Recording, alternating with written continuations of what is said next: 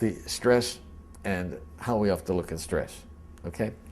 And I think it's an important thing because many people have told me from my lectures it's the one thing they remember, okay? I was sitting in a dentist's office and looked at an article that said, how do lobsters grow? Well, I don't care how lobsters grow. But I was interested in it. And it points out that a lobster is a soft, mushy animal that lives inside of a rigid shell.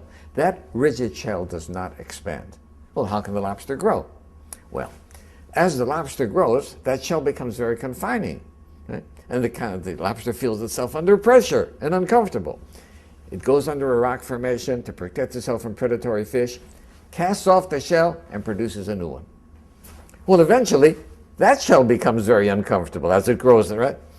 Back under the rocks. Good. And the lobster repeats this numerous times.